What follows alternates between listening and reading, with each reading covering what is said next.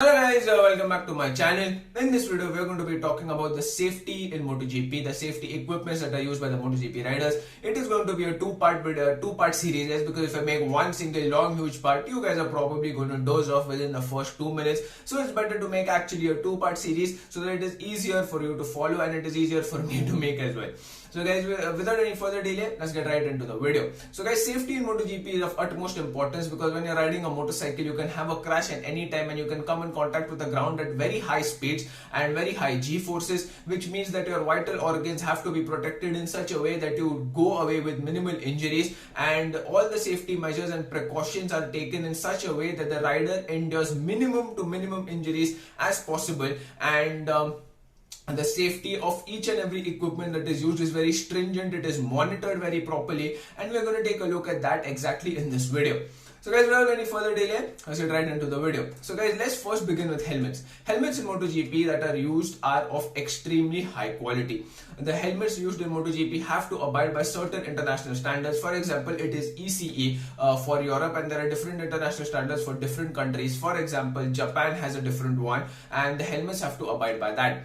Once this is done, they can apply for FIM approval, and to get the FIM approval, it is not a really easy job because the tests carried out by the FIM are very strict, stringent, and they have just one thing in mind, which is rider safety. And after they get a clearance for this, they can be used by the MotoGP riders, and getting the FIM clearance is not an easy job. Also guys, the helmets that are used in MotoGP are made up of carbon fiber, resin, Kevlar. Also guys, the helmet companies commonly found in MotoGP are something like Scorpion that Fabio Quartararo uses, AGV that is used by Valentino Rossi, then we had Suomi that was used by Dani Pedrosa, and there are many more guys. So from helmets, let's move to racing suits. The MotoGP racing suits are also another equipment that is really high class, and the racing suits in MotoGP are either made from kangaroo skin or cow hide, and these suits are actually tailor made for every rider, which means they fit perfectly, and these suits are also hand stitched.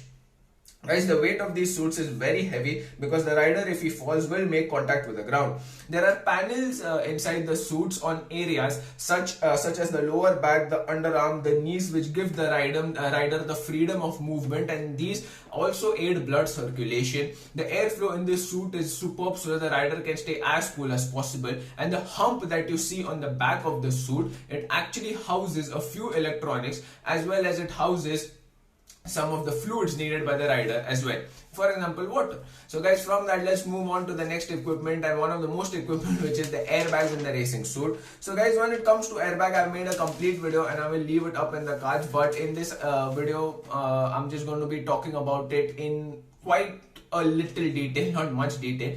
So guys, if you haven't checked that video out, I'll leave it in the cards. Please make sure that you go and check it out. So guys, the airbags became compulsory in 2018. It is positioned on the back, the shoulders and the rib cage inside the suit obviously. The main job of the airbag is to absorb the forces endured by the rider when he falls. There is equipment such as accelerometer, gyroscope and GPS inside the suit, and there are sensors that give input when a crash is detected, and they actually inflate the airbags. The software used to inflate this airbag is really very clever, and it is a modern technology, and it can detect crashes of any kind. So guys, the airbags can inflate in about 25 milliseconds, and they stay inflated for about 5 seconds, and the rider does actually hit the ground and come to a stop in this time. So guys, from that, let's move to the armor. The racing suit is not enough to protect the rider in case of severe crashes, hence the vital areas of the rider are further protected with armors. Elbows, shoulders, knees are heavily padded with armor. For example, the chest of the rider is protected by a chest plate, and the racing suit has compartments inside it that can actually hold these pieces of armor. So guys, that was it for part 1. Make sure you stay tuned for part 2 because we have a lot more safety equipment that we have to cover. So guys, if you like what you see, hit the like button. If you dislike what you saw, hit the dislike button twice. Also, if you're new to the channel, please make sure to hit the like button, subscribe to the channel because I do bring MotoGP content on a very regular basis. So guys, with that, I will see you in the next video. Bye bye.